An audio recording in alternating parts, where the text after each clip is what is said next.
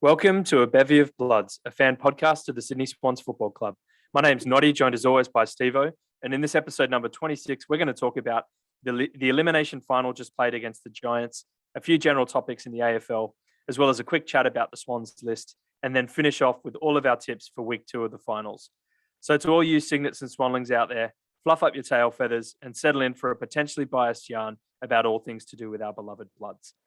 Last Saturday afternoon on the 28th of August, in front of about 8,500 people at the University of Tasmania Stadium in Launceston, the 6th place Sydney Swans were defeated by the 7th place GWS Giants by 1 point, with a final score of 10-13-73 to 11-8-74.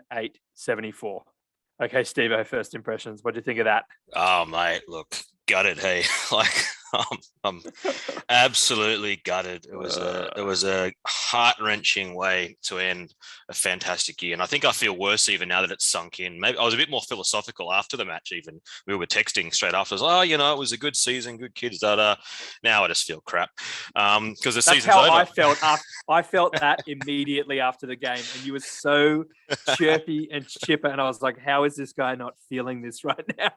I think I was in shock.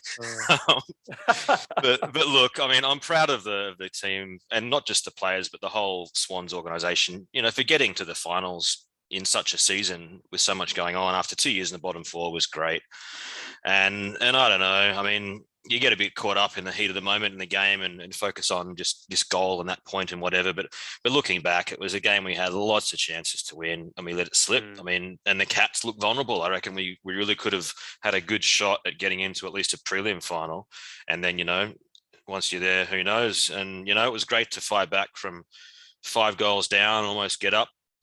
And certainly, I think the thing that I was happy with after the game, because early in the third quarter, we were texting, I was like, man, this is over. This is crap. We're looking awful. But then they fought back from 5 goals down. And so I was kind of pleased that at least they fought back and didn't just get blown out by a bigger score or just lose a very meaningless final quarter or final half and end up losing the game by 25, 30, 40 points. So I was happy about that.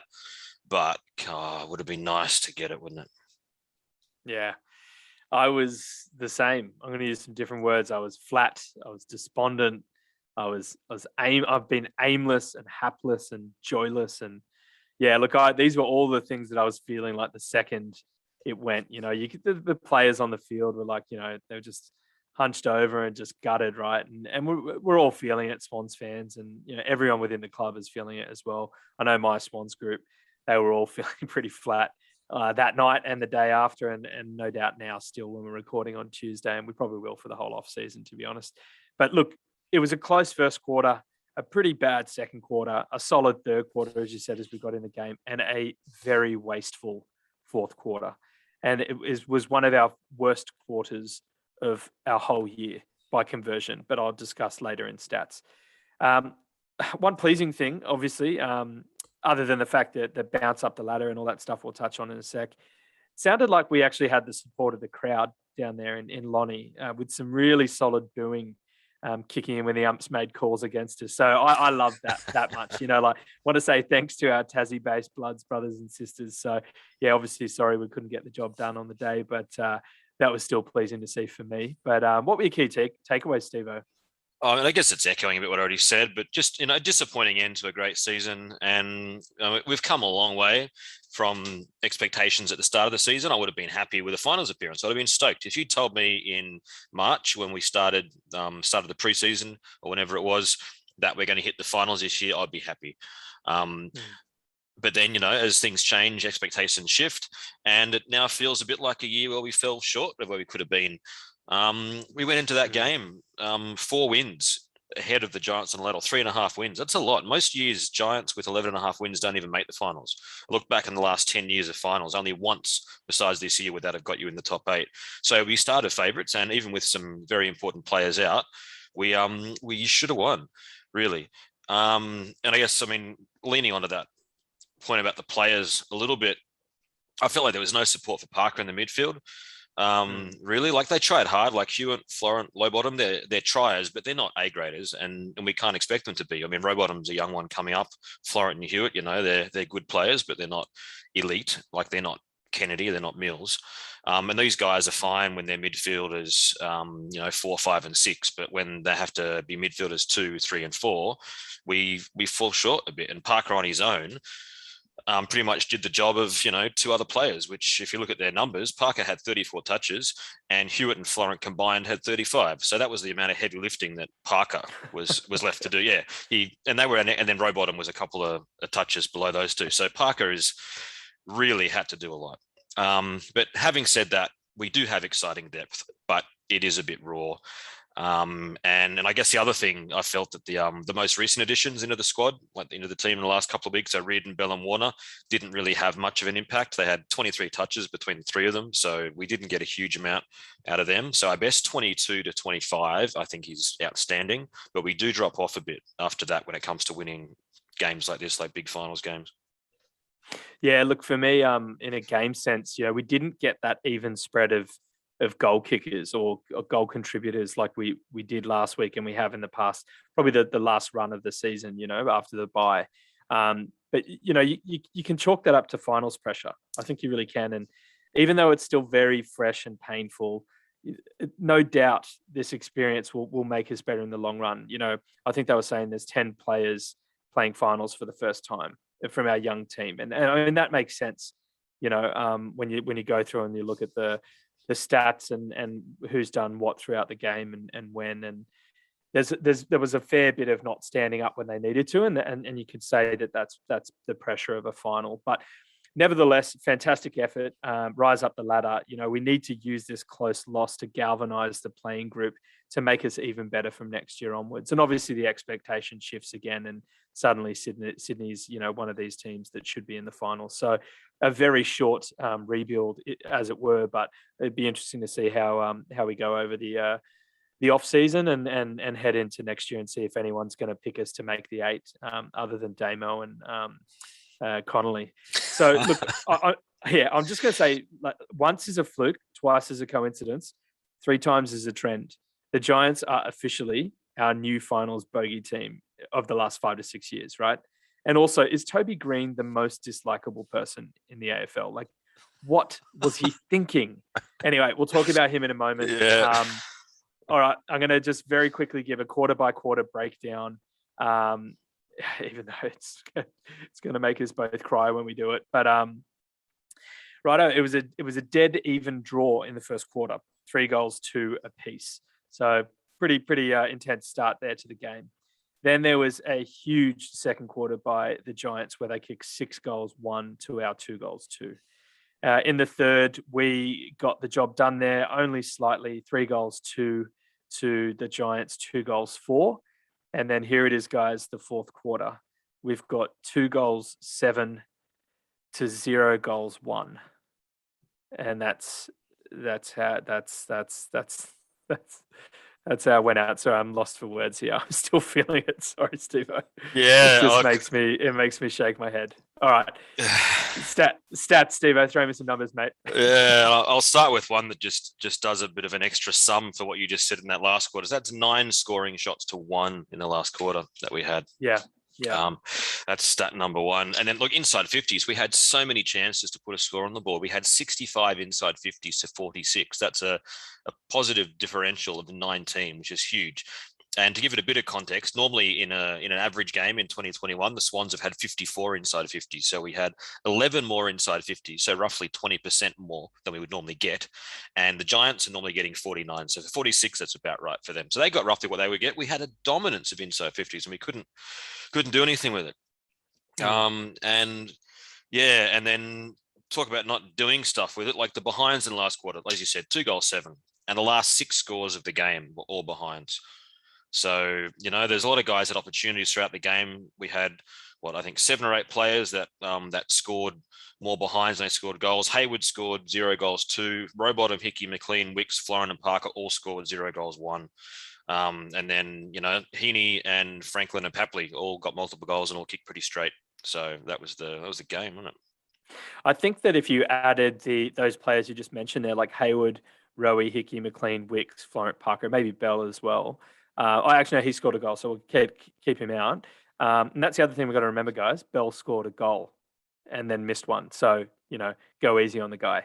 But that would have made about 10 goal kickers. I think if you added all those guys to kick at least one, then that would have had that. We would have had that even spread. So just quickly, also on your comment about the inside 50s, I was going through the every game again this year, just some of the numbers, and it was remarkably similar to that Geelong game that we beat them by 2 at the SCG, where I think they had like 20, more than 20 inside 50s more than us, and just couldn't get the job done. And I was like, oh man, it's eerily similar, because obviously we won by 2 that night, and there was that controversial, play on didn't go 15 call, but it just, it sort of made me think that who knows, maybe there's some cosmic karma going around. But for me, Steve-O, just quickly, I have to touch up. I have to go there again. It was 2 goals, 7 behinds in the fourth quarter. 2 of those 7 behinds were rushed. Okay, so, but nevertheless, they were there. They were scoring opportunities, so we count them, right. They went through. They were rushed. So our conversion was 22%. Okay, I went through all of my quarter by quarter breakdowns of the year, and in quarters where we scored at least 1 goal, that was our second worst quarter all year. The worst quarter was fourth quarter against Hawthorn in round 13, where we kicked 1 goal, 5, and that was 17%. But in quarters where we scored at least 2 goals, so 2-7, it was our worst quarter all year. The next worst was fourth quarter against Essendon in round 4, and we kicked 2 goals, 6, and that's 25%. So it was our worst quarter in the most important time of the year. We just couldn't get it done. Sorry, like our actual worst quarter was against Fremantle in the third quarter in round 10, where we kicked 0 goals, 1. But I was just looking at quarters where we actually scored, excuse me, at least 1 goal. So 1 or 2 goals. So, excuse me, I got a frog in my throat there, just like I've got a stone in my heart from this loss. Goodness, could that get any worse? All right. What are we on to here, Steve? Favorite moments. What were your favorite moments of the game? This is hard. This is bloody hard work, isn't it? I've chosen the moment that I felt the most excited and the most positive and exhilarated for the match, and it's bittersweet, because it was when Buddy took that mark. Tom Hickey took a great mark from a defensive mark on towards the wing. He hit it back inside 50, and Buddy Franklin takes a nice mark, goes back to take his set shot. We were down by a couple of points at that point, and his goal would have put us ahead. And he launched it, and it went the wrong way. It went towards the right, and that was it. But for those 30 seconds, like from when he took the mark to when he was going back to have the shot, I thought, yep, we've got this. We're going to win. We can hold on to a couple of point lead for 2 minutes. The Giants haven't been in this quarter at all. We can do this. And I really thought we were going to pinch it. And then it flew wide, and that was it. That was probably the lowest point of the game after that. I thought, yep, we're probably done. I like that you actually spent some time on that. I've been very emotional about this episode, and I've just gone, none. I don't know. I hate life. Oh, no. Look, I think that probably for me, it was just the way that Heaney got us back into the game in the second half with his goals. And we're going to talk about him in like just a second, so I won't go into it. I didn't really have any clear moments. I will say that Sam Taylor is an excellent player, but watching him again, he somehow he has arms all around Buddy every contest. So I'm just flagging it here in this episode now, Steve-O, because he's a young and upcoming player. It's one to watch. I'm not saying that he's bending the rules, but I'm saying he's very, very good at the art of defending a forward. So that's a comment. I know it wasn't planned. It's just coming from the gut, because there were a few times there I'm thinking, hang on, how was that not holding or chopping or whatever? But anyway, wasn't meant to be. I don't want to start whinging about the free kick count, because it was pretty even, really. And we should have just won. We should have won. That's it, isn't it? We should have actually just won that game. Should have won. I agree. That sums it up for me, really. All right. Well, I'll move on. I'll try and I'll be a little bit more upbeat for the listeners. Sorry, I know everyone's feeling pain as well. All right, so up next is the A Bob medal, where Steve and I give our 5 best Swans on the ground using the 5-4-3-2-1 scoring system, with 5 points being the best. Kick us off, Steve-O. All right, my last 5-4-3-2-1 for the year. I got Isaac Heaney 5, best on ground, then Luke Parker 4, Lance Franklin 3, Tom Papley 2, and Jake Lloyd 1. It's very curious, Steve-O, because I actually had the exact same players in the exact same position. So I think that just goes to show that we had some clear contributors, didn't we, this game? So, all right, well, let's just have a rolling chat. You want to kick us off with the Heat? Isaac Heaney, yep. And he stood up and he showed that he is, a very, very impressive big game player in this one. He pretty much tried to carry the Swans over by himself. He kicked 4 really important goals when he was very much needed. And I think this game, I would have loved to have seen him play a longer final series because I think he really announced himself in this one as a player for the big stage. I think, and actually, he was your player that you called out last week. I think in the preview of this game, wasn't it? That you were hoping he would stand up. I'm sure that he was the Swan that you picked to fly high, and I think he really did. And I think you nailed it there, Stevo. So well done, mate. Luke Parker. So as you've already touched on with his 34 disposals, he pretty much was a lone hand in the midfield, right? Dragged pretty much the rest of the midfield department over the line with him. So yeah, I think it was just very obvious, our deficiencies without Kennedy and Mills this game. But yeah, Parker again stood up and played a very good game, and he's obviously going to be a talking point with his ongoing contract chat. So, and we'll touch on that later. But who'd you have next, mate? Yeah, Buddy Franklin, really good game, and we'll remember that one miss, and it was frustrating, especially because it was Buddy. Because I would say, most players from that spot in the AFL probably going to get it, 2, 3, 4, maybe 5 times out of 10. Buddy Franklin is probably going to hit that goal 6 times out of 10, and he missed it. So it was disappointing. So we'll remember that one miss. But he also kicked 3 really important goals in the first half. 3 of our 5 goals in the first half were from Buddy.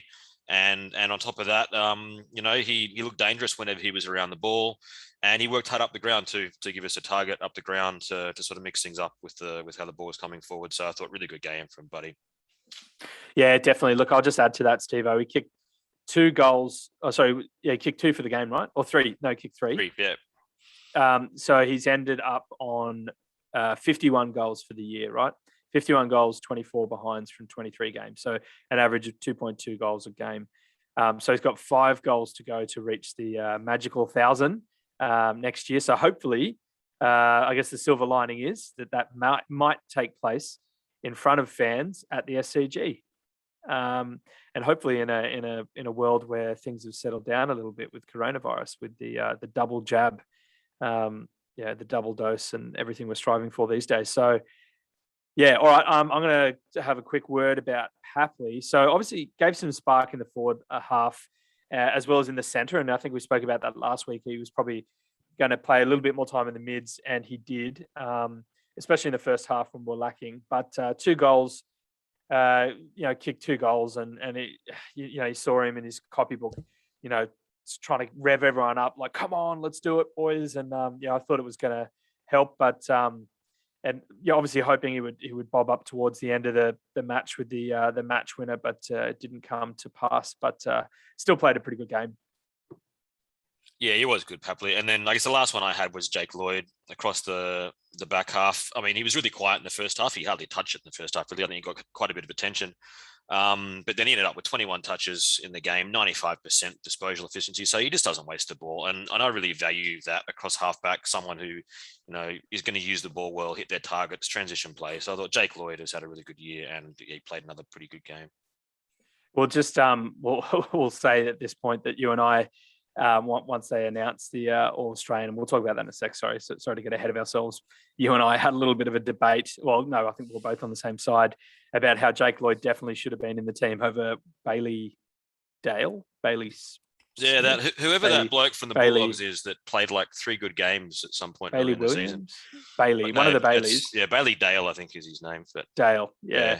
And we went through and we compared the 2 players, and Lloyd was like pretty much ahead, and so it's a bit confusing how he didn't even get in the squad. But anyway, I guess that's it. So, Stevo, I'm just going to give a quick honourable mention to who can, Melly can. And Melly could throughout at patches. I think he stood up, especially in that second half, and looked pretty good, and reminded me of, or I think of a lot of Swans fans, why we got it. We have been excited by Melican in the past, but Tom McCartan obviously came in and out of the game, and there was that last 20 seconds of the game where he, I thought, put a fair shot on Toby Green, and I thought he staged. And then that was the game where we didn't even get a chance to get the ball back inside 50 because Sproul actually was caught holding the ball there. So anyway, that was a what-if moment there. But do you have any honourable mentions, mate? I do, and just for the sake of balance, I will also say that I think that was a free kick every day of the week. Nah, I had no problem with the free kick. It was a looked high at speed. He got up pretty much straight away. I had no issue with the free kick. Shouldn't have been a free kick. Bloody Toby Green, he was yeah, just diving. As soon as you talked about that, I went back and I looked at the tape and I thought, oh, no, I'm fine with that. But he misses next week, so bugger him. Honourable mentions. Errol Goulden. I thought he was really good. His first final, 20 odd touches, had an impact. He didn't look in any way overawed at the level of football that like a tough final demands, and again showed that he's going to be a good player for us. Yeah, nice one. All right, well, Steve, that brings us to the end of the year. So we've got an announcement to make. So we know who has won the 2021 A Bob medal, and so I think I'll pass over to you to read out the result. Please. Yeah, and I can tell you it came down to the final round. The winner of the medal was just behind with one game to go. So it came down to the final, like the elimination final. Just a quick run of who's played this year. We've had 36 players play this year, 37 if you count the game Ling played as sub but didn't go on the field. So 36 players have played, 28 of them got votes, which is quite a good spread, I thought. We only had 4 guys play every match, which is Parker, Dawson, Florent and Papley. They played every game. Lloyd, McCartan and Wicks missed 1, and then 8 others missed 2 or 3. So we had a pretty good bulk of players playing most of the season. As for 10 vote games, because we give 5 votes to our best on ground each. So for games where we both had the same person as best on ground, Parker and Mills both had 3 10-vote games. Heaney, Kennedy and Franklin and Lloyd all had 2. And Hickey, Wicks and Dawson all also got a 10-vote game office. And in terms of most games in the votes, Luke Parker polled in 15 matches out of 23. Mills polled in 13 out of 18. Hickey polled in 11 out of 21. And Lloyd polled in 10 out of 22. So they were our most consistent players through the season. But I'll read very quickly through the top 10 going backwards. 10th was Ollie Florent on 28. 9th, Tom Papley, 37. 8th, Jordan Dawson, 38. 7th, Buddy Franklin, 41. 6th, Isaac Heaney, 43. 5th, Tom Hickey, 44. 4th, Jake Lloyd, 45. 3rd, Josh Kennedy, 48. And our top 2, it's a massive jump. To get from 3rd to 2nd, it's a 40-point jump, which is a lot. Yeah, it's a huge gap. And in 2nd, we got Callum Mills on 88, which means Luke Parker with 95 wins the A Bob medal for 2021. Luke Parker. Yeah. Okay, so at the beginning of this year, I think we said whoever ends up winning will be naming the A Bob medal after their name. So have we now got the Luke Parker medal sewn up here, Stevo? Yeah, forever known as the Luke Parker medal going forward. Won't it be a tragedy if he leaves the club? Well, you won't be able to back up and win 2 in a row, really. Yeah, that's it. So the one-time Luke Parker medal winner of Luke Parker medal is Luke Parker. But I think you looked in the rookies as well, the pure rookies as well, right? Yeah. So the ones who actually debuted this season, I thought it'd be interesting to look at their votes, like for our sort of Rookie of the Year award. And we only had 3 debutants, I think, if I counted right, this year, which was Logan McDonald, Braden Campbell, and Errol Goulden.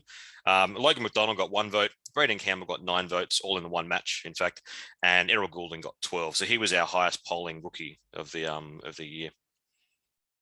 I'm surprised that you didn't sneak him into the top 3 there somehow, but no, he's one to watch for the future, isn't he? Hey, I just want to say, Luke Parker, what a brilliant season! Like, he really came home strong, I think, and obviously Millsy had, the injury, he had the quarantine issue, but going to watch the Wallabies, I mean, they need as much help as they can get, the Wallabies, but went to that, had a 2 weeks, a week and a half out, and then through that, obviously didn't get the right training through his Achilles, and then obviously suffered in the last 2 games of the regular season, and then missed out that game against the Giants, and that was it basically, Stevo. Yeah, Parker Yeah, carrying us across. Well, didn't get across the line, but Parker's effort against the Giants is really the thing that got him up into first place, right? it was. Yeah, I mean, coming into and poor Callum Mills, he got best on ground in the first game of the season from both of us. So he's led the medal count from round 1 until round 23, and then he got pipped in the last game, which he didn't play in, by Luke Parker, and he played 5 less games than Parker too. Yeah, right. Well, there it is. So, yeah, but look, no, that's great. There was a good end. I mean, it's clear, as you're saying, there's a clear top two, and then daylight between first, second, and third. Josh Kennedy on 48. So obviously, look, we'll preface this saying we are just a pair of mad Swans fans, and we've got nothing to do. We're no way affiliated with the club. So this is very much our own individual take on each game and how the players played. But if you want to see something a bit more professional and definitely more official, I think the club is streaming the club champion, the awards night, online this Thursday, the 2nd of September, from 7:30 to 8:30 p.m. Australian Eastern Standard Time. So I think if you remember, they would have sent you an email, but otherwise, I'm sure you could find that on the Swans app. So it will be interesting to see how the club goes and stacks up against the ABOB medal. Sorry, the Luke Parker medal, Stevo. So you'd have to say that the Swans will probably give Parker the nod there, don't you think? Yeah, I reckon he's been our best this year. I mean, not just from our viewpoint, but I think a lot of people I've heard in the media have said similar stuff. So, yeah, fair play. All right, mate. Well, okay, so that brings us to the end of that. We're going to very quickly talk about some MRO tribunal stuff. So Toby Green. Toby Green. Okay. Made contact with an umpire. It was referred directly to the tribunal. So, and we found out the outcome today, Stevo. What is that? Yeah, it was done this morning actually, because often these things get heard, these tribunal ones, on like a Tuesday night or whatever. But Tuesday morning already, it came through. They did it early. I think the Giants had to fly to Perth or wherever they're going. And he was found guilty of intentional conduct. Found guilty of intentional conduct that was aggressive, demonstrative, and disrespectful, and suspended for 3 weeks. The AFL asked for 6 weeks, and he only got 3. And the AFL is now considering an appeal to the sentence. So, yeah, we'll find out within the next day or two what's going to happen.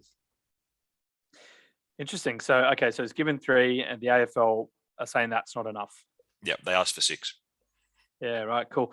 Look, so he misses the rest of their season. So if they get to the grand final, he's out. Yeah, he is. And this seems to be where some of it, I mean, I was listening to a few of the commentators, and it seems to be especially ex-players and more recent ex-players and also current players. There's this idea that that suspensions in finals games are more weighty on the players. So that a lot of them seem to think that, 3 was fair because he misses all the finals. But then you've already set a base standard that this is a 3-match suspension. So I don't think it should matter when it happens. If they want to decide that final suspensions are more weighty, that's something which needs to be done prior to the season. And they need to sit down and go, okay, if you have a suspension of, 10 weeks, and one of them is a final, then that final is worth 2. Because, so what? So if Green only misses one final, the Giants lose to Geelong on the weekend, they get done, and Green has missed one final, but then he still only has to miss 2 regular season games next year. Like, I don't think that stands up. It needs to be determined prior to a season if that's how they're going to approach it. Okay. So, yeah, I think, right. So, but if they only have one more game this year, then the following 2 weeks he'll miss the opening 2 weeks of next season, right? That's right. That's what you're saying. Yeah. I think, yeah. Yeah, I think 6 is fair. Like, you can't touch an umpire; just don't do it. Okay, so here's the point, right? Yeah, I think most people do. I know that you and I definitely do. We think that Toby Green is an excellent footballer, and he is, you want to say that the backbone of the Giants. He's one of these key players. But how stupid is this guy? Come on. And then to say that it was he was just walking towards the huddle. It's a bit of a piss take, I think. Like, he's clearly barged the umpire. I'm surprised the umpire didn't just send him off there and then. I think they have that power, Stevo. Do you know that? Do umpires have the power Just I don't know send if they players do. off? Certainly in lower level leagues, the umpire has power to do stuff like send offs, like red cards, yellow card type stuff, and various Yeah. leagues have their own rules about it. Like in football in Finland, when we have games, the umpire does have the power to do that sort of stuff. Yeah. In the AFL, I'm not sure what the deal is, but the thing that got me was that the Giants went there and they said not guilty, and they challenged the charge, and they've got a very good outcome. What they've really done, because the Giants said that they thought that a fine was reasonable for the sentence, and the AFL said 6 weeks. $25,000 fine. Yeah, that's it. And yet the tribunals come smack in the middle between a fine and 6 weeks with 3 weeks, which I think is a massive win for the Giants, because he deserves more than that. Yeah, exactly. My little bro was saying it should be at least 3 games and like a $10,000-$15,000 fine. It shouldn't be one or the other. It's just don't you have to be clear with this and say like the umpires are sacrosanct? You can't touch them. You can't bump into. I mean, that's worse than a lot of the touches I've seen. I mean, Mills tripped over the umpire earlier this year and got a $2,000 fine. So imagine if Toby Green just got fined $20,000 for that. It's a bit more money, but like the guy can afford it, right? It's I don't know. I feel like I'm also a bit of it is I'm wrapped up in the emotion of having lost to the Giants by 1 point. So Yeah. I want to see that guy out for as long as they can give him. So I don't know. Look, like the thing that I struggle with, right, with the tribunal is that, and it's not just this year, it's previous years, is that the MRO, like the match review officer, and then the tribunal are amazingly messed up. None of it makes sense. There seems to be constant contradictions. It's all confusing. What I don't get though is like the tribunal, the 3 people who are on the tribunal for this case, all ex-AFL players, 2 of whom have legal backgrounds. So if someone who understands professional football and the law can still come up with this decision, what is going on with this tribunal? Seriously. All hope is lost, mate. Yeah, I mean, give up. Ultimately, if you're a teammate of Toby Green, you want him to play on the edge because he's such a great player. But if you see him walking and Josh Kelly, you saw he got to him after the fact, right? He tried to cut around and say, "Okay, Toby, like maybe you should," and then he was like, "Oh, I don't want to be implicated in this," and then walked off with Harry Perryman. But it's just like, don't you go, "Okay, Toby, stay away from the umpires." Stay away from all. And I think the incident he was complaining about was him hitting Justin McInerney. Was that the incident? The quote that came out was there was a reverse free kick which he was unhappy was reversed. And he's like he dived or something. That's what he was yelling to the umpire apparently. But the irony of diving. He's the one who dived at the end of the game. See, I don't know. I'll have a final say that on this, like a final thing and then you can of course retort. But my final point on this one is that I think that every player is entitled to make sure that the umpire sees contact that looks high if you're playing. I wouldn't be upset if a Swans player had done that, even if he did exaggerate it mildly. If that had been Parker or even my favorite Errol Goulden, I would have gone, fair enough. He made sure the umpire saw it. But Errol Goulden, let's just be clear here. He makes being tackled high an art form already in his first season. The guy just knows how to get the penalty. Anyway, this section is not about Errol. Let's I don't want to give you a chance to talk about Errol here. We're going to be talking about him many years to come. So, all right. So that's the end of that. Let's see how Toby goes. Let's see what other kooky things he can do in the rest of his career. So it's going to be fun to watch. All right. Segment 2, AFL hot topics. We're going to have a quick chat about a few things going on in the AFL in general. Number 1, All-Australian team was announced. Our Tommy Papley made the team in a forward pocket, his very first All-Australian selection. Congratulations to Tom. Fantastic year. Stevo put the case forward for him very well, and I think the guys listened. Obviously, ex-Swan Aliir Chandelier got in for the first time at centre-half back, and it hurts to see him have the year he's had, thinking that maybe we could have found a way to keep him, but obviously then Tom Hickey doesn't come in, and the rest is history. So congratulations to Aliir as well there at Port, and they're still surviving. So let's see how far they can go into September. Over to you, Stevo. Yeah, the other one we had was the Rising Star. As we guessed last week, Luke Jackson won it. But we had two Swans in the top five, which was good. Justin McInerney came in fourth, and Errol Goulden came in fifth in the Rising Star. So a good result for our young guys there. What were the votes there? Just out of Okay, curiosity. Luke Jackson was miles ahead, 51. Tom Green came in second, 38. Georgiades, 28. McInerney, 14. Goulden, 11. And all of the Wow. the big gap. Those top four, three got consistently 5, 4, 3 from most of the judges. Righto. Should we move along there, Steve? Have you got anything else to add to the No, Rising that was it. Star? Just good on those young guys for being recognised. Awesome. Obviously, on the club champion, there'll be a Rising Star for the Swans. And I think that Justin McInerney won it last year. I'm not quite sure if he can win it again. Not sure what the club's rules are. But they've got a lot of players to pick from, obviously. If you think about Campbell, McDonald, Warner, and potentially Wicks if they include him there, but they might not. All right, we're going to have a quick chat here, Steve-O, because 'tis the season.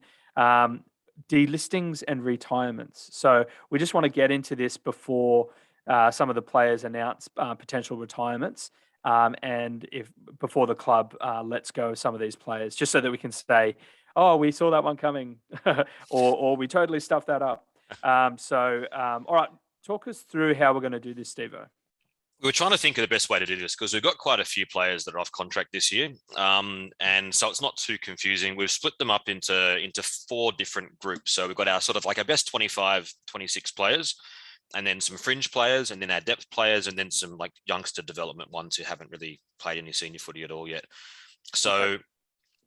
So maybe we'll just start quickly with the development list. Let's go that way because it's a shorter list. We can knock it off quicker, I think. On the development list, we've just got Carruthers, O'Connor, and Gould. What do you reckon about those 3? Keep. Yep, me too. 100%. Especially Carruthers. I think he showed a lot throughout the VFL this year. Barry O'Connor, and I'll just a quick plug to the other podcast I do, A Quick Bevy with Swans fans. Chris and I actually interviewed Ty Kennelly, ex-Swan 2005 Premiership player, Irish legend Ty Kennelly, and he actually told us that he's the one who's responsible for bringing over both Colin O'Riordan and Barry O'Connor. So he found these guys and brought them to the club. So he's got massive raps on both Cole and Barry. And he thinks if he gets a good run at it, he's going to be a very serviceable backman. So yeah, it's certainly excited to see how O'Connor can go. And Gould, obviously, massive talking point throughout the year. I think he stays, right? How about you, Matt? Do you keep or yeah, definitely. Yeah, I mean, I agree fully on Carruthers and O'Connor, and then Gould. Yep, he hasn't debuted yet. He's done 2 years. He's a stronger player, like a more key position type player. He's going to take a while to find his feet. Probably, I certainly wouldn't want to cast him off before we've seen what he can do at AFL level. Definitely, I watched a fair bit of him in his junior years at South Australia as the captain there, and he's a good footy player. He just needs, obviously a little bit of time to settle in. And obviously backline, as we've spoken about at length this year, is one of our really solid lines, and it's very difficult to cut in. So, look, keep for Carruthers, O'Connor, and Gould. All right, how about depth, Steve-O? The depth, we've on this list, we've got Cal Sinclair, Brand, Clark, Gray, Ronk, and Ling on that list. Okay. Yep. Caden Brand, Ryan Clark, Sam Gray, Ben Ronk, and Matty Ling. Yeah. Yep. All right. All right. Well, you go first because I know you've got a position on this, and then I'll make some comments. Honestly, on that list, the only one that I'd really be keeping would be Sinclair, and that's just because we've got no ruck depth really besides him, and then McAndrew, who's very, very raw and will be a long-term prospect. So I think they need Sinclair unless they plan to bring in another depth ruck at some point. Maybe he's older and he wants to, because he might want to retire Sinclair. We don't know what he wants to do. He's early 30s now. But yeah, unless he wants to leave, keep Sinclair. But then Brand, Clark, Gray, Ronk, and Ling, I'd be delisting all of them. I mean, I don't think any of them are ever going to be best 25 players, and they're not even fringe guys. They're the sort of guys who might come in and play a game or two when you really need a warm body in the squad. But otherwise, none of them excite me. Well, that's probably how you could say that Caden Brand has had his appearances in the red and white this year. You know, he's been in when Melican has been out. He's obviously a key defensive post. He's he's our tallest back, so he's 198 centimeters. So he's probably of that height that a lot of Swans fans are probably looking for in our back line. But as you pointed out throughout the year, you don't necessarily always need to be as tall as the forwards. You just have to have good body positioning. And he came from Hawthorn before this year, so obviously couldn't break in there. And they were actually a young team going through a transition as well. So so he's come over. I thought he's had patches this year. But yeah, I think that for the way in which the squad is going, if you need, and this is the other thing. So before we'll develop the conversation a little bit more, Steve, I'll just put the background there. So the salary cap in 2020 was 14.7 million. Because of all the COVID stuff, they dropped that down to 13.4 million. You and I have had a very speculative stab at trying to figure out who's earning what, based on a bunch of different articles we've found over time. And it's a lot tighter than you would think, especially with that COVID-reduced salary cap. So all of this is dependent on what happens next year, whether or not it goes back up to something like 14.7 or 14.5. If there's an increase, then it makes things a little bit easier, or maybe we can pay Buddy what he's owed or give Parker a bit more. But yeah, look, so a lot of this is subject to that. But yeah, Ryan Clark has had time to, he's had a bunch of games. He came back over to the Swans. I think he's really good mates with all the young boys who are in the top in the first 22. But yeah, look, he's a good VFL player. Is that a fair comment, Steve? Without wanting to slander the bloke. Yeah, I don't think there's anything wrong with with saying a guy's a good VFL player. That's his level. Like, he's too good for the VFL, but it's not quite at the AFL level, at least for the Swans. Yep. And Sam Gray did well getting a 2-year contract coming over from Port Adelaide when he was cut. I remember he started. I think he started in Adelaide that round 1 in 2020, and he lined up for a kick and just completely sprayed it. And we thought, okay, wow. What's going on there? But yeah, I think he was brought in for potential Tom Papley cover. He was brought in the same year that we brought in Lewis Taylor. So look, I think that with all these other smalls that have come up like Wicks and Bell, yeah, you'd say that probably his career is over. I think that's a fair enough comment. Ben Ronk was previously a best 25 player, Steve. So you don't want to sort of give him another chance, or? I mean, he's had a really tough run with injury for sure. And he's got back into the side late last year, but he got back into the side very briefly and then was displaced by others. I think there's plenty of sort of small forward half players that are ahead of Ben Ronk at the moment. Yeah, that's true. And I guess that's the same sort of thing for Matt Ling. I mean, he had his debut against the Hawks in the rain last year. We're at that one. He played really well, but he's obviously had a really bad run with injuries with his toe and I think maybe an Achilles. But yeah, look, I wonder how much the the likes of Campbell and even Juzzy McInerney squeezing back into the back line, maybe even Florent, are sort of not really leaving any space in the back line for Matt Ling to come in, because he's a left footer, and you love left footers, right, Steve? You want a lot more left footers in the team, right? That's a fair. You told me that 2 days ago. I do. I mean, yeah, I like having lots of left footers in the team because they change the angles up a bit if you've got quite a few players who kick on their left foot, and look at like the great Hawthorn teams of quite recently had a lot of left foot players, and they were able to alter the way that they move the ball, and they'd get ones that were elite kicks. So yeah, love having left footers using the ball. All right, fair call. So these are your guys that you would let go. Okay, so then let's go on to fringe and best 25, and then we can circle back if we need to. So who do you deem fringe?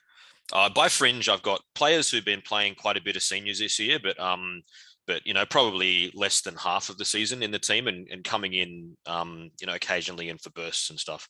And 2 of them played on the weekend in the elimination final. So I've got James Bell, Colin O'Riordan, and Dill Stevens are the ones I've got in this sort of fringe list that aren't quite locked in best 22 players yet, or 25 players, but thereabouts, like pushing for it. So obviously there's 3 different types of players here. So Bell is an ex-academy player. O'Riordan is your Cat B international, but then obviously found his way up onto the primary list. And then Dill Stevens is high pedigree. pick 5, our first first round pick, or pick 5 in 20 years or whatever it was, right? I think, and he obviously had 7 or 8 games last year, looked good in patches, and then this year just hasn't been able to crack into the team. And I think most recently, I think it's Collingwood is the chat. Is that on the rumor mill? I mean, you and I have spoken a lot about this. I don't really want to see. I want to see him at the club because I think he's going to be a cracker in time. He just needs to put on a bit of weight. But I know a lot of people are saying, oh, let's get rid of him. But Steve, your point is that if we try and offload him, we're not really going to get anything in return, and we've effectively wasted our first pick 5 in 20 years. Yeah, we'll get rubbish for him. Like, we'll get absolute garbage, some useless draft pick, probably in the late 20s, early 30s or something like that, because draft picks are so heavily, I think, overvalued in trading. So, yeah, I mean, right now, a bloke in his situation, I mean, no one's going to give us pick 5 back for him. No one's going to give us pick 15 back for him. So keep him for a couple more years and see if he comes on. Same with Bell and O'Reilly. I'd be keeping all 3 of those guys. If assuming they want to be there and there's money to keep them, I'd be keeping them. I think there should be enough money there for them. I think that, as you pointed out to me, it's just whether or not Stevens has got the patience, because he may think that he's able to get a regular game elsewhere.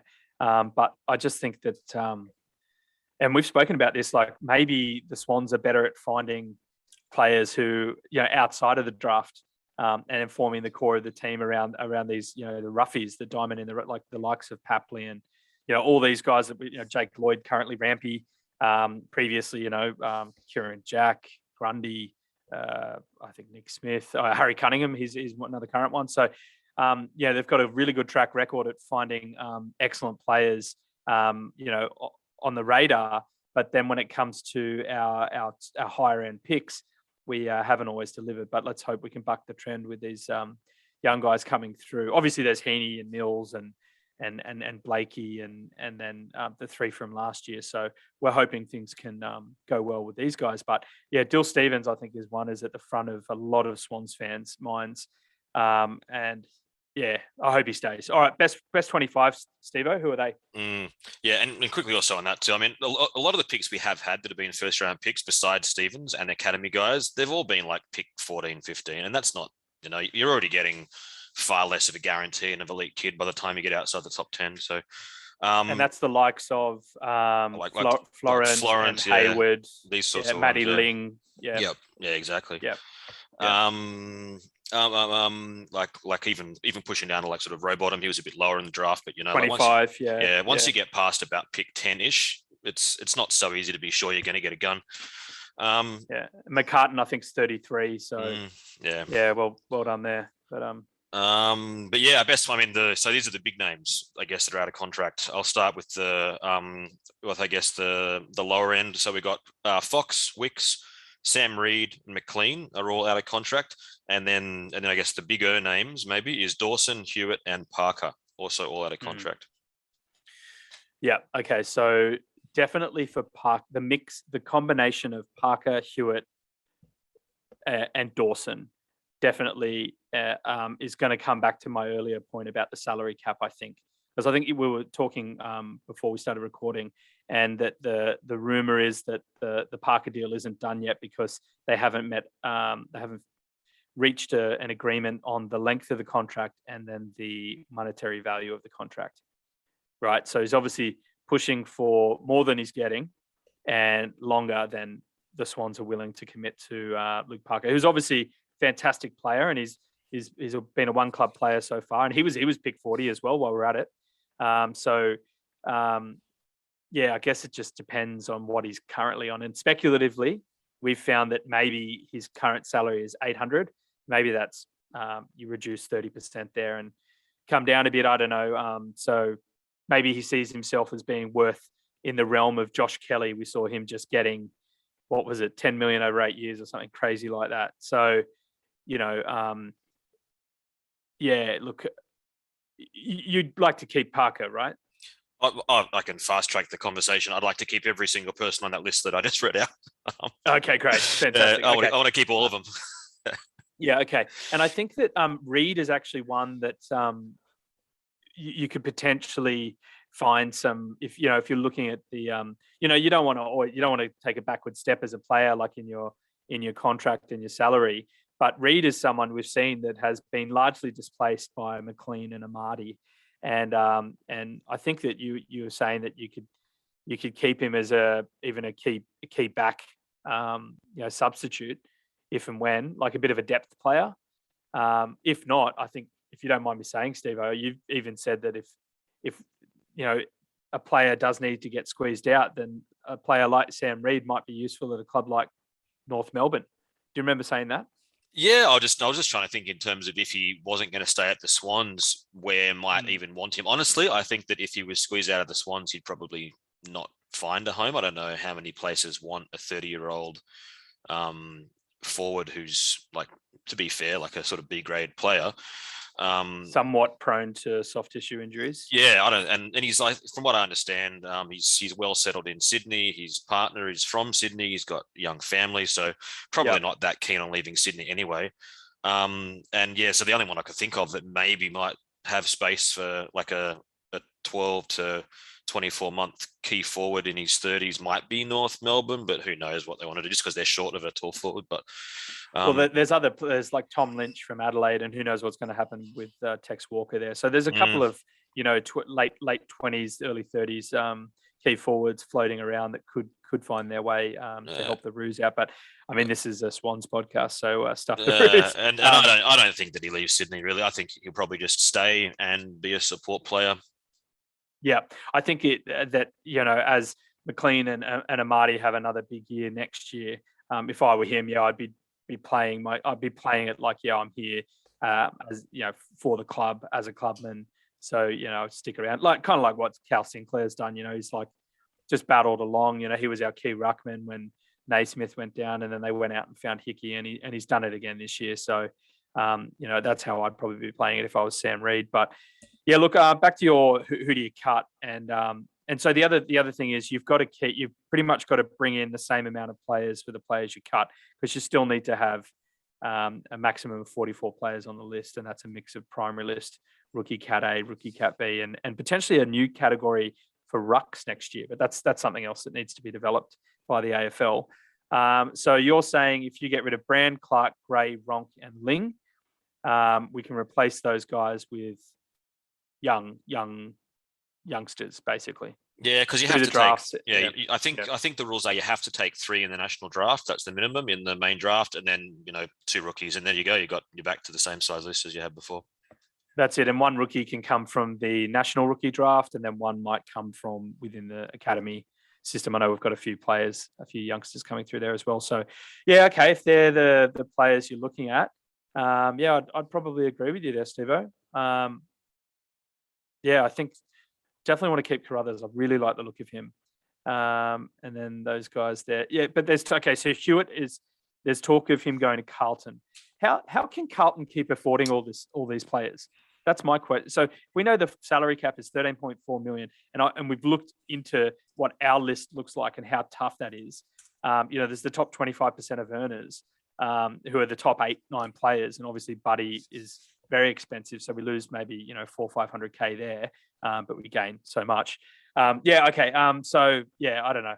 Does Hewitt go to Carlton? If one gets squeezed out, I mean, if one of Parker, Hewitt, and Dawson and McLean has to go, Hewitt's the one that I'd rather lose out of those 4. Okay, I'm going to leave it because I can't make these calls. All right, over to you, Steven. Yeah, I mean, the other thing that we wanted to touch on briefly, which follows up from what we talked about a few weeks ago with the Taylor Walkham racism comments that he made, and then the fallout from that was just to draw attention to the very unpleasant reality that this doesn't go away. Just last weekend, again, after the Bombers game, Essendon player Anthony McDonald-Tipungwuti was subject to racist attack online. I think it was comments that were made on a post on the Essendon website or something. I don't know where it was, but just that this isn't going away, which means we can't ignore it and we need to keep drawing attention to it, and we will. And I thought this can be best summed up by McDonald-Tipungwuti's Instagram post himself. He said this on Instagram on Monday. He said, "As a society, we should never define anyone by the color of their skin, religion, race, culture, or ability. in Australia, we are one people in a diverse community that should be galvanizing together instead of ripping each other apart. My family and I, like many others, are separated by distance and COVID restrictions, which has made this year very difficult for all. We all feel isolated, and we should be using our words to unite us in the face of adversity. And I don't think it could have been said better. It's a really good statement from him. Yeah, definitely. Did he play in that game against the Dogs, or No. has he been injured? No, he's missed the last few weeks for personal reasons. The Bombers didn't go into details as to why he's not playing, but yeah, he didn't play. Yeah, fair enough. And obviously, commiserations to our Bomber brethren out there, if we can call them that. It's another finals they haven't won. So what is it? 6,205 days or whatever it ends up being since their last finals win. So it's been a while. Just thought I'd get a little ribbing in there to the Bombers guys. I mean, we obviously lost our final as well, so we can't go too hard. But I actually picked the Bombers. I thought they'd get the job done, but the Doggies came home strong. All right, Stevo, segment 3. Next up, we're giving our predictions for the remaining finals games. All times are Australian Eastern Standard Time. So Friday, the 3rd of September is the second semi-final. That's Geelong versus GWS Giants at Optus Stadium at 5:50 p.m. This says AWST. So, all right. The second one is, do you want to call out who we're picking for these as we go? I reckon Geelong's going to win that. Yeah, Geelong, bloody bury them, bloody Giants. Sick of them. All right, Saturday, the 4th of September is the first semi-final. This is Brisbane versus the Bulldogs at the Gabba. Start time TBC. Who are you picking there, mate? Brisbane. It's in Brisbane. I'll take them. Yeah, I'll take the Lions. Anyone to beat the Dogs. Still have a bit of a bugbear there. You got something to add here, Stevo? I just went back through it actually because, everyone in the second week of the finals, everyone's always excited about the teams that won in the first week because they're going to go and play teams that lost in the first week because the top 4 team losers play against the winners of the bottom 4. But really what history has shown us is that the top 4 teams are better and will end up in the finals deeper. Since the current final system started in 2000, I checked, only 2 teams have made the grand final from outside the top 4. And that was the Dogs when they beat us in 2016 and Giants. They came 7th, the Bulldogs in that year. And then the Giants came 6th in 29 and made grand final and lost the grand final. Got thrashed by Richmond. I was in a bar in Tokyo watching that one. That was fantastic. I mean, I wasn't happy that Richmond was winning, but I was kind of happy that the Giants were losing. Anyway, all right, Stevo. So the dates, locations, times for no time yet for the grand final, but the prelim finals and grand finals have also been announced. And so we've got Friday, the 10th of September is the first prelim, and that's going to be Melbourne versus Geelong or GWS at Optus Stadium, 5:50 p.m. in Perth. And then on Saturday, the 11th of September, we've got the second prelim, Port Adelaide versus Brisbane or Western Bulldogs at Adelaide Oval. So massive opportunity there for the Power, and that's 7:10 p.m. In local Adelaide time. The grand final has been announced. I think it was today, wasn't it? Yeah, they did. Being so it's going to be played in Perth at Optus Stadium, starting around 5 p.m. Local Perth time. So that'll be about that's a nighttime game then. That'll be 7 p.m. Yeah, for the East it'll be a nighttime game. I guess twilight for Perth, and then all the eastern states will get it around 7 p.m., 7:30 p.m. A night grand final again. I mean, I don't know, because this doesn't affect me because in Finland it's actually good for us in terms of watching it because it means the game starts at midday, not at like 7 a.m. or 6 a.m. But what's it like having the night grand final in Australia? I mean, last year you had it for the first time, or sort of, I think. Yeah, we were still able to go out then. We wasn't as strict to the lockdown as this year, and we went to a pub in Newtown and got a table, and it was pretty cool because we we just had some drinking games and stuff, and we're watching on a projector screen. It was a little bit blurry, but it was a pretty good night out. I don't mind it too much. I can see why some people like it in that traditional slot, so you can finish the game in the Arvo and then go and have a big night or whatever you're doing, have a nice night in with the family. But yeah, I'm not really particularly one way or other. I tend to prefer the night games because there's less shadow on the field. I hate it when there's like shadow on the field and you can't see what's going on. That's always been a bit of a bit of an annoyance for me, and that's across all codes. But so I tend to prefer the night games because they're a bit better lit. But I don't know if anyone else thinks that way or it's just me. Better lighting at the night games. Better lighting, yeah. Stevo, did we pick our? Are we going to? Oh, we can't. We can't pick our winners because we don't know who's of those ones. Not, but what we do Yeah. need to do is at least I need to revisit my grand final prediction, because I mean, you can change yours too if you like. But I said Melbourne Geelong grand final, and that's now impossible because if they do meet, it's going to be in a prelim final. So there's no way that a Melbourne Geelong grand final can even happen now. So I need to revise that one. And you said Melbourne Brisbane, which can still happen. If you want to happen, yeah. If you want to stick, I'm gonna stick with the D's and Lions. I think it might come too. Obviously, we finished our tipping comp at the end of the regular one last episode, and I got the chocolates. I won by 10 points. Was it, Steve? I'm just the clear 10. Getting them, mate. Yeah. Hey, mate, just a question without notice. Did you buy me a case of beer and send it to my house? Did you get a delivery? Did a delivery come to your house? I got some Scandinavian beer rock up on my doorstep today, mate.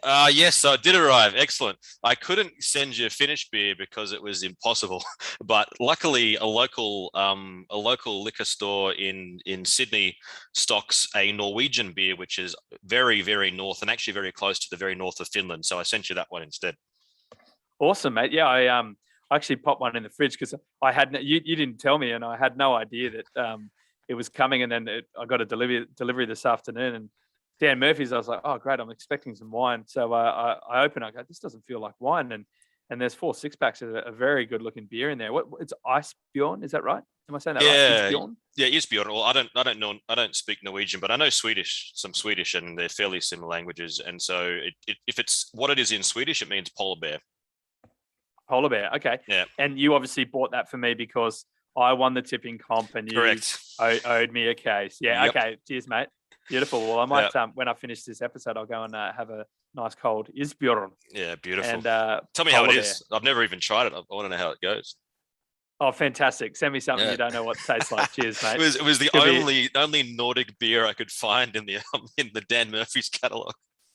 That's why I looked at my missus. I was like, I don't know where this beer's come from, but it's probably Stevo, even though it's Norway. I don't know what's going on here. But no, cheers for that, mate. I'll get stuck into that. Hey, I think there's some compensation for the MCG because they've been robbed of another grand final. Tell me about that. Listen to this. This is sensational. I mean, they get their contract extended for the grand final by another year to 2059. So your little boy will be in his late 30s by the time that expires. Yeah, and they're going to get a bunch of extra games over the next few years, and some extra games are going to Country Victoria or something. It's just like, I just don't understand the inconsistency here, because if they lose games because of a public health crisis, then why don't like Sydney and like other states that have lost huge amounts of games from public health crises get stuff back? Like, why don't the Swans get 14 home games next year and the Giants get the same? I don't understand how this works. Like, it's beyond me, really. And you're a member of the MCC, is that right? You're like an on-paper member, like you support them, and you obviously you don't go because you're based in Finland, but like you can kind of see it from their point of view, but also not. Is what I'm asking. Honestly, not. I mean, I've been an MCC member for about the last 20 years or so, something like that, 15, 20 years. And if you live abroad, you have the option to put yourself on like an international holding list so that your membership stays valid. And then if you go back to Australia and you can show that you're only there for a short visit, I think 6 weeks or less, you show a travel itinerary, and then they reactivate your membership when you're in Australia for that 6-week period at a time. And I've had that for the whole time I'm living here, which is about 10, 11 years. And as a person who's, invested a lot of my time and money and stuff into the club, the MCC, I just don't understand why they can't be more flexible about this stuff, really. I mean, on one hand, they're trying to promote the game as the Australian game. The other time, they're like, no, it's actually still just the VFL guys. Come on. So I don't know. Yeah, it's a bit of a funny one, isn't it? Yeah, that's how it feels. If you've got nothing else to add there, I might move on just quickly, a bit of an announcement before we wrap up. So obviously we lost, we're out, we're very sad. I know all you guys are too, but that does mean that Stevo and I guess we won't be doing our weekly podcast as much with the game review and the following week preview. But we will still be touching base and doing a few episodes over the coming weeks. And the big one really is going to be a season summary with a more holistic list review. And that'll probably take place a week after the grand final, I think we're looking at, Stevo. And then obviously we're going to be looking pretty closely at the trade and draft period. So we'll probably do a trade wrap episode and then a draft wrap episode, or maybe they'll be together. We don't know yet. But what we're trying to say is the next time we'll be on will probably be around a week after the grand final. And then we'll give you an update about future episodes after that. But I think we were speaking earlier, Stevo, we're probably thinking like once we do these episodes, the season summary, the trade and draft wrap, that we'll probably try and do an episode a month over the off season and then the preseason, just to put together some stuff we've been hearing. But it's all pretty flexible. That's what you're thinking, though. Yeah, definitely. I think I mean, there's always stuff going on in the AFL, and we certainly don't have a weekly game to review, but there's certainly plenty else happening. So definitely the very next time you'll hear from us will be just after the AFL grand final with our season review of how the Swans have gone, and then go from there. And let's face it, going forward, we could probably just save a section for dumb shit Toby Green has done. So, well, sorry for swearing. We're a PG podcast here. I didn't mean to drop the S bomb there, but all right. So that's great. We've got a little bit of a plan. So yeah, please listen out for our next one, which will be about a week after the grand final. Then we'll give you updates on a plan going forward from there. All right. Well, that brings us to the end of this episode. On behalf of the Bevy, I'd like to say thank you very much for listening. We look forward to you joining us next time. Make sure to follow us on Instagram and Facebook at A Bevy of Bloods for updates and announcements. Please also feel free to check out A Quick Bevy with Swans fans on YouTube and Spotify, wherever you check out your videos and podcasts. A Quick Bevy is a short weekly bonus series by me and a few of my fellow home game members from the O'Reilly stand, Chris and Brett, in which Swans fans take it in turns racing the clock to answer some Swans-related questions. And every now and then, we interview some ex-Swans like Nick Smith and Ty Kennelly. Thanks again, lads. Until then, up the Bloods, and can you, Swannies?